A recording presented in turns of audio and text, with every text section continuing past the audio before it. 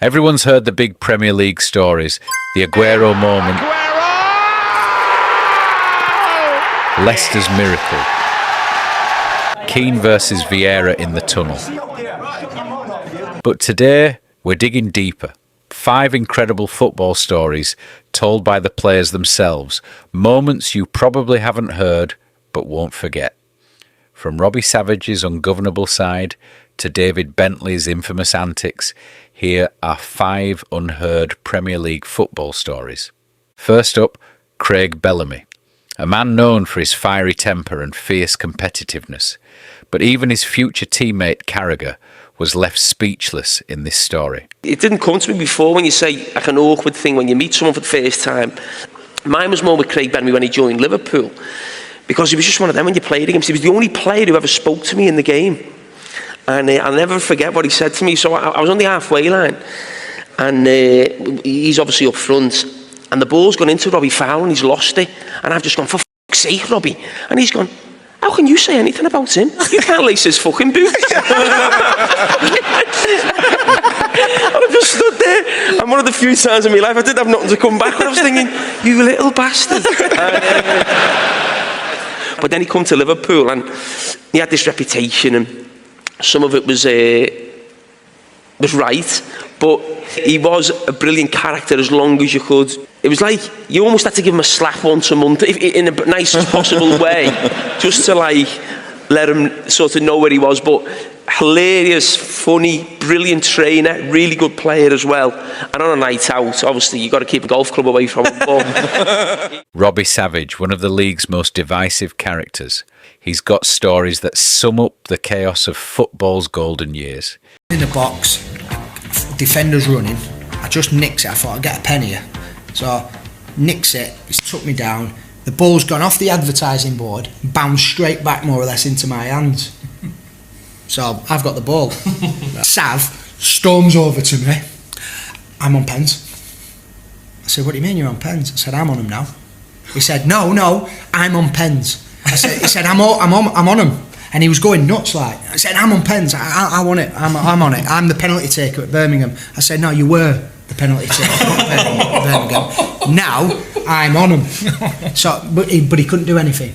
So I've put the ball on the spot. He's still like literally, you know, the Mitrovic and Kamara the other way. It was like that. So he's right on me. He's right on, and he's nibbling. I'm on him. I'm on pens. I said, you're not on pens, mate. I'm taking them now. I've just won it, and I'm taking it. Simple as. He's going, no. He's going, I hope you miss. I hope you miss. And he's trying to get in my head, right? So I'm thinking, oh, jeez. So I goes up to I replace it on the spot. I walks back. I have a little think, and I think, you know what?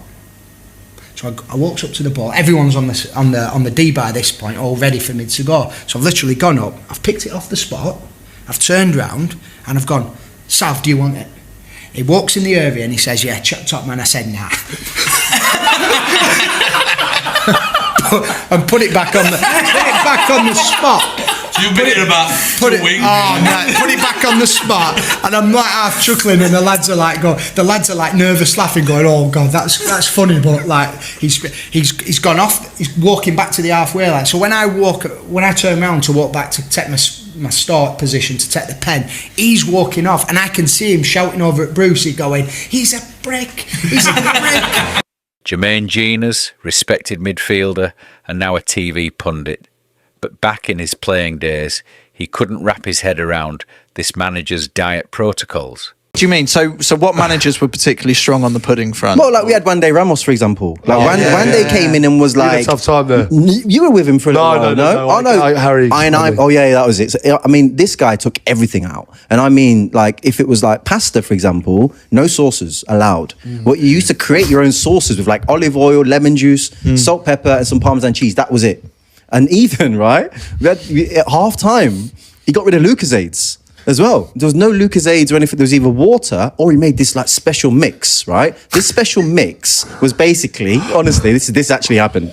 This special mix was potatoes, like rice, water, and like pasta, just blended with ice. In a drink? So he's blended it with ice, right? So he's obviously boiled the potatoes to within an inch of their life, so like Ronnie has anyway.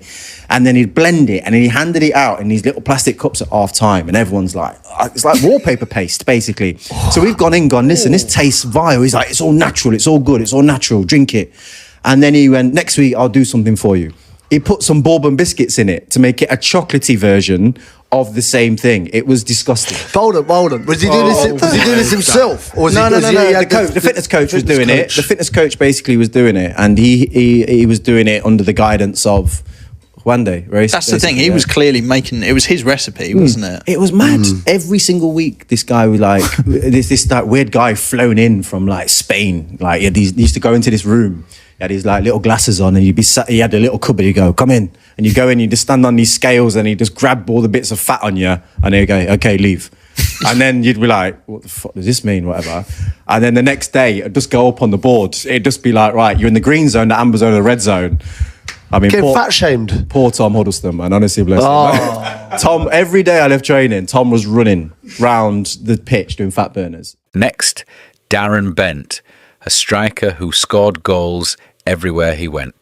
Darren tells the story of what it was like playing for Roy Keane at Villa. It was really, really scary, like, because he would just lose it. And I can understand when you've been a top player like Roy Keane was, one of the very best.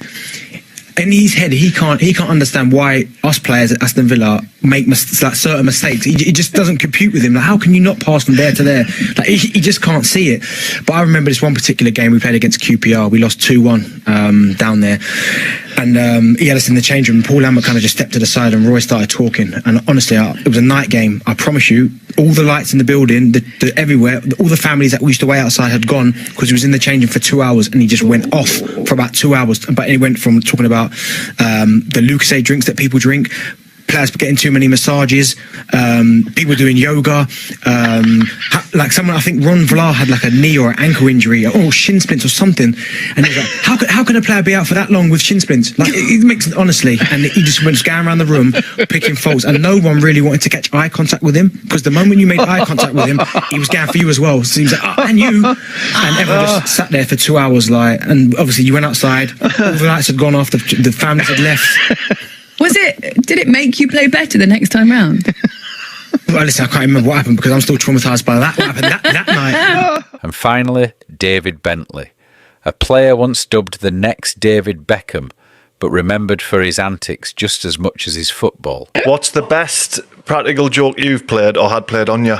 Best one that's been played on me is, I've spoke about it before, but it was the England call-up one with McLaren. Have you heard that one? You knew you were getting called up before you get called up. And the managers it used to be a thing around football. Everyone knew you got phoned at 8:30 in the morning, between 8:30 and 9 o'clock. He'd go through the full list of players. So everyone knew before the press was released to the press. Robbie Savage. So he's a bugger, isn't he? I'm not expecting bugger. So we're expecting a call, and it's all in the press, isn't it? Bentley's going to get called up. And your first time? All the lads are on me. So McLaren's manager. 8:30 comes Friday morning, and I know I'm going to get a call. You're 95% going to get a call. So I'm there waiting. Fucking, it's going to come in. Oh, it's ringing. Hello? So I've gone in. Robbie Savage has pretended to be Steve McLaren, but he's just done him off like beautifully, and he's got me on record on the recording thing in the changing room. He's at the training ground. He's got me on record. He's going, David, you've been outstanding this season and all that. And I'm going, oh, thanks. I'm giving it. I'm going, thanks. Gaffer. And I said something. I said, oh, Gaffer, I've run through brick walls for you. All that. I've just gone proper melty. When you go like, McLaren, I love you. What you did at United and all that. I think you're going to revolutionise England and all this shit. And they've got it all on. They've got it all. So he's done that. That's 8:30, like 8, bang on, like a couple of minutes past 8:30. 15 minutes later, phone goes. So I'm like, to Mrs. Oh, babe, like, I'm in the England squad. Oh, I'm ringing everyone. And I get another call. Who's that? It's the real Steve McLaren. And I come, hello? And he went, "Hi, David." And I went, "Who's that? Who's that?" He said, "Oh, Steve McLaren here, just to inform you." And I said, "You've just called me." So I've not clocked. I said, "You've just called me." You know, thinking, "You've already called me." He went, No, I haven't. Well, is the penny anywhere near dropping? No, because you're just like, it's just a classic, like, vulnerable moment. I was on all fours, like, getting finger. Vulnerable, like,